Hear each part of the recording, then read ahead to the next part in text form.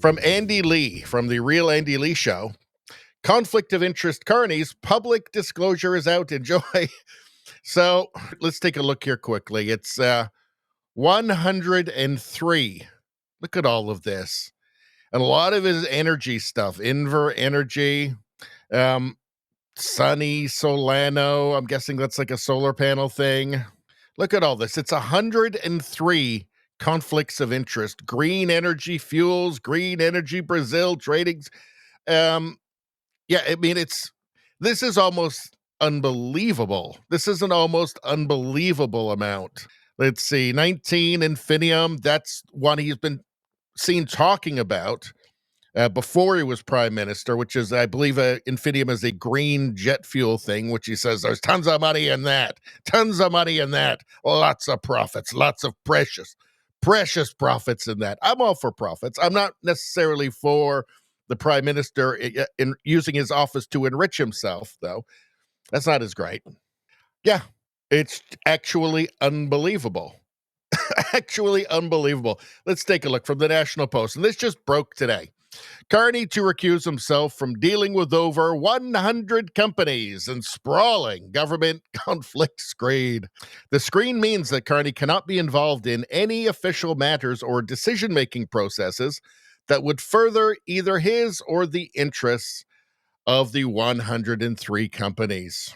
So there you go, no problems. There's a screen in place, which is going to be his chief of staff. And so he can't make any decisions on any of these companies that he has conflicts of interest with.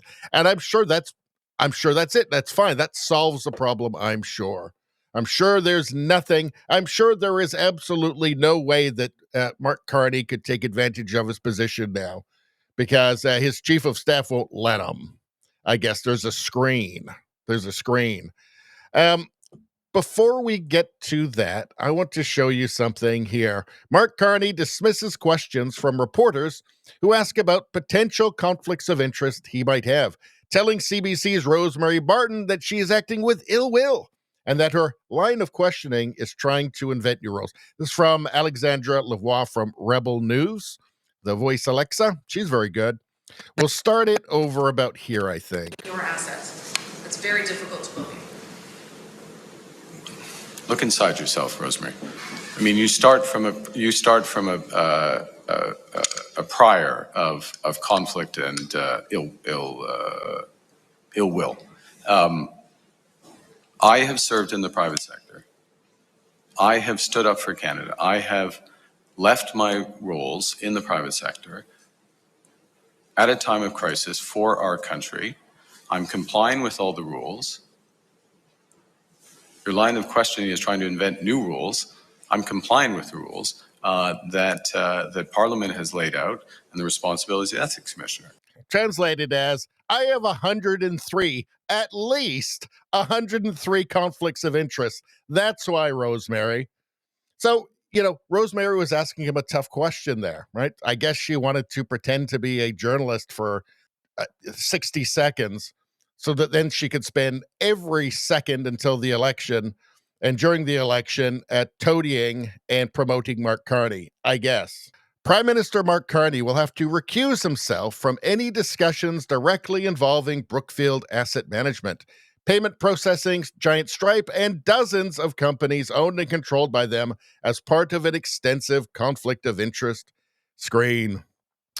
In a disclosure posted Friday afternoon on the Ethics Commissioner's website, Carney said he had agreed with the Watchdog's office. Carney said he had agreed with the Watchdog's office to set up a conflict of interest screen between himself and Brookfield Asset Management, Brookfield Corporation, Stripe, and any of the 100 other companies owned or controlled by them at the time he set up a blind trust to oversee his assets. And I guess 10 years of constant corruption scandals wasn't enough for, 43% of the voting public in Canada. Or was it, I think it was 44% actually that voted for Carney. Let's see. The screen means that Carney cannot be involved in any official matters or decision-making processes that would further either his or the interests of the 103 companies, many of which operate in the renewable energy and real estate sectors. Renewable energy, conflicts of interest. He wants to make us a green energy superpower, right? Renewable energy, 103 companies, conflicts of interest. There's no way, absolutely no way any of this could end up in corruption.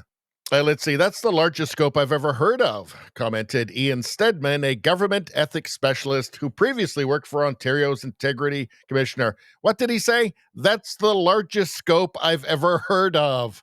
Again, 10 years of constant corruption scandals wasn't enough for Canada. We need more. And you know they're coming.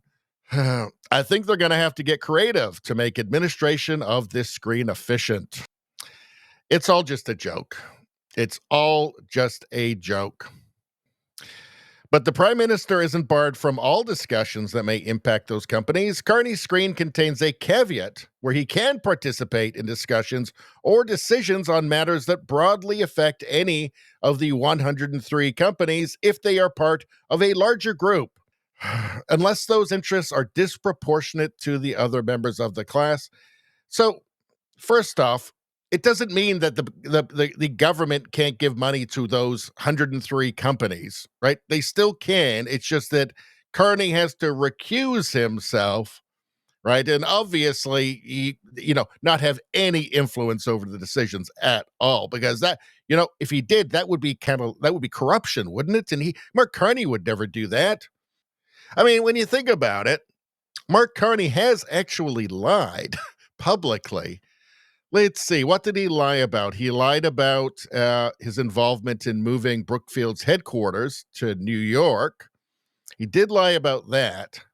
Let's see. He lied about stepping down from all of the organizations he was involved with before running for Prime Minister of Canada, before running for Liberal Party leadership. He did lie about that. Let's see. He lied about his communications with Trump during the election regarding the tariffs and how tough he was going to be. But I'm sure that the screen is going to be adequate to keep him in line. I'm sure. Again, I mean, hey, after 10 years of constant liberal corruption, more corruption is the last thing we'd expect, right? Let's see. It's not immediately clear what represents disproportionate interest. I mean, this is all just a joke. There you have it. I mean, it's just set up to be corrupt. And Carney, I'm sure, feels like he can just do anything anyway. I mean, again, he lied all throughout. He lied before the campaign. He lied during the campaign. He was caught doing so. Nothing. He just parachuted back into Canada from where he was living in New York, or he was living in Europe or something. He'd barely spent any time in Canada. He just parachuted in, immediately started lying, and none of it mattered. None of it mattered. He just threw out this lowest common denominator political tactic of elbows up and chicken dance, and it was all fine. Everything just worked. He must feel like he's just fated to be Prime Minister or something. It's like he barely even had to try. Was just handed to him. Certainly by the media handed it to him, obviously. The media was entirely complicit in tricking Canadians into voting for this globalist hobgoblin. Anyway, that's all I'm going to say about that. Please like, share, and subscribe. Subscribing really helps me out. I thank you for that. I will see you next time.